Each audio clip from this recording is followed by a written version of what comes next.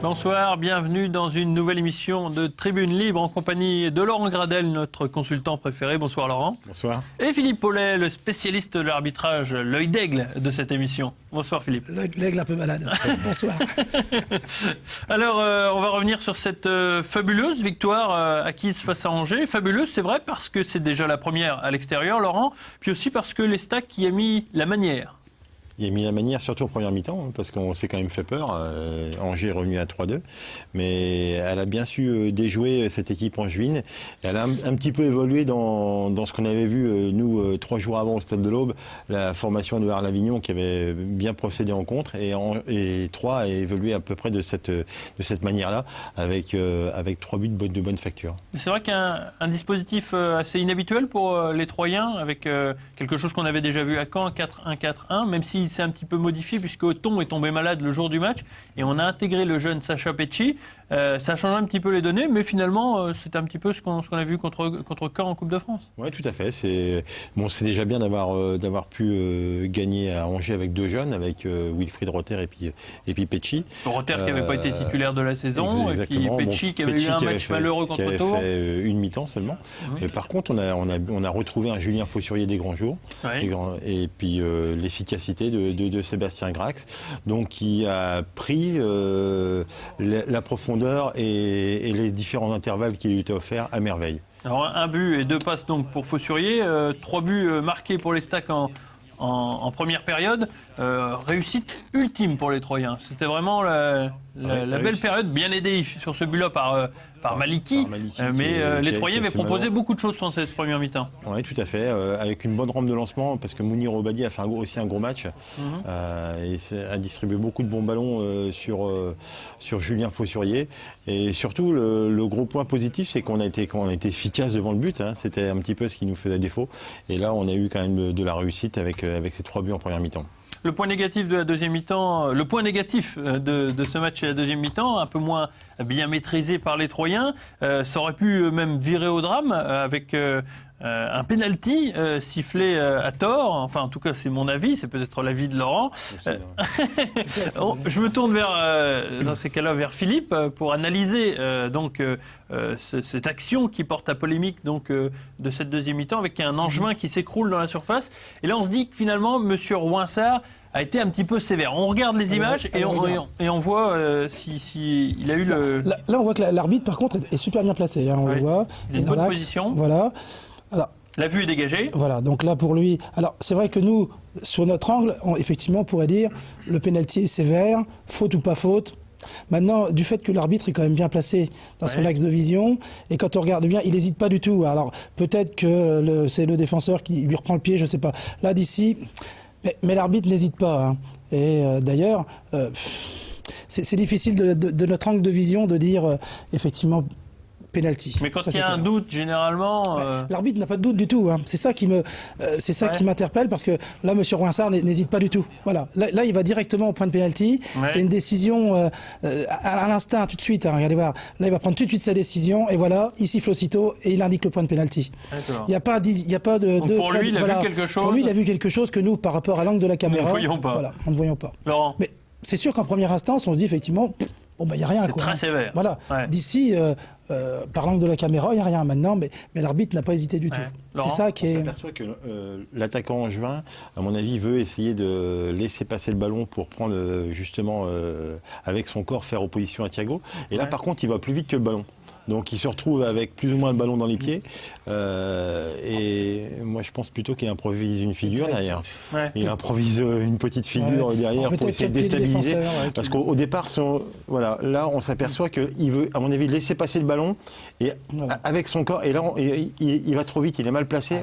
Avec son bras, avec son bras, il veut essayer de protéger l'intervention du défenseur.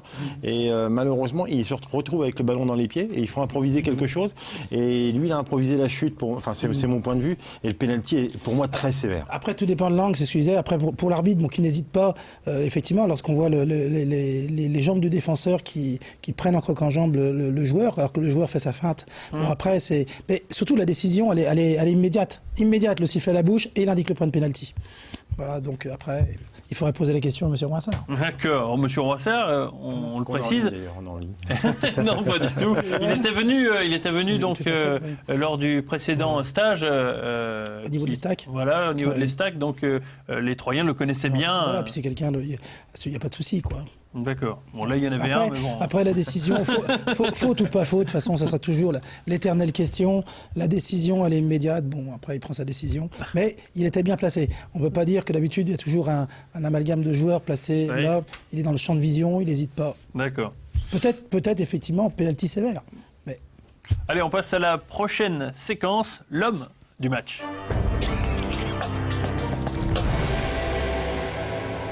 Allez, avant que Philippe ne meure, nous allons passer donc à la séquence l'homme du match. C'est Yoann Thuram-Hulien, parce qu'il a fait donc une bonne rencontre mercredi contre Angers, mais aussi parce qu'il a fait tout simplement une bonne semaine, Laurent. Il a été ces derniers temps l'un des hommes les plus en forme du club troyen. Exactement, il a été très bon contre Arles-Avignon, hein, même s'il y a eu la défaite au bout. Et par contre... En direct, Sébastien Dallet, qui a un tout petit peu de retard, un tout petit peu, voilà, c'est en direct, c'est sympathique Sébastien de venir nous faire un petit coucou. Je suis passé dans le coin et j'avais pas invité, je me suis dit je vais m'incruster. Laurent, poursuivez. Donc c'est vrai qu'il avait fait une formidable partie contre Arles-Avignon, Ouais. et là par contre il a confirmé à Angers, Ouais. et on s'aperçoit là que c'est un garçon qui est totalement en confiance. La preuve, c'est le meilleur exemple, c'est le penalty qu'il arrive à sortir. Justement, pour donner suite à la séquence où on vient de martyriser Philippe Paulet, donc Sébastien, c'est Yoann Thuram-Hulien qui pour nous a été homme du match contre Angers, et c'est vrai qu'il a arrêté ce penalty. Qui sait ce qui se serait passé s'il n'avait pas arrêté ce penalty? Les Troyens seraient-ils repartis avec le point du match nul? Voilà, il a sorti la parade qu'il fallait parce qu'il est en confiance. Il va bien la on prend de la chercher en chance plus. quand on regarde c'est au clair. fil des matchs. Surtout, ce qui se passe, c'est que le penalty intervient très rapidement en début de deuxième mi-temps. Ouais. Donc on a eu encore une pression qui aurait été encore un peu plus forte de la part des Angevins. Et c'est vrai qu'il fait la règle. Et Seb l'a bien dit, ce n'est pas un penalty raté donc par l'attaquant. Le penalty est plutôt bien tiré, ras de terre. Près du Souvent, poteau. le penalty, c'est ça. Il faut surtout pas tirer le penalty à mi-hauteur, à terre ou en lucarne. Et là, il était bien tiré. Il est parti petit filet. Oui. Peut-être manque de force du coup, mais bien tiré quand même. Mais il avait déjà fait un super match à domicile. C'est ce qu'on disait Déjà, il y a ouais, quelques voilà. instants. Ouais, Thuram, justement, à votre avis, c'est bien. on peut même se poser des questions sur le fait que Blondel revienne. Il va peut-être avoir du mal à reprendre sa place finalement. C'est comme ça, c'est la Ouais. concurrence. Tant qu'elle est saine et loyale, et puis les doublures sont recrutées pour pouvoir être au niveau du titulaire. Et là, c'est le cas aujourd'hui, donc c'est très très bien. Après, effectivement, ça risque d'être des choix compliqués après Tout à fait. pour le coach. Voilà, mais en tout cas, ça laisse le temps à Olivier de bien se soigner aussi, quoi. Ouais. C'est pour ça qu'on a pris 2 gardiens compétitifs. Et il y a des gens qui s'interrogeaient justement sur le fait de recruter quelqu'un comme Thuram qui était un potentiel numéro 1. Mais finalement, voilà, dans une saison de Ligue 2 ou évidemment de Ligue 1, il vaut mieux avoir 2 gardiens de très bon niveau, voire même 3 pour certaines fois.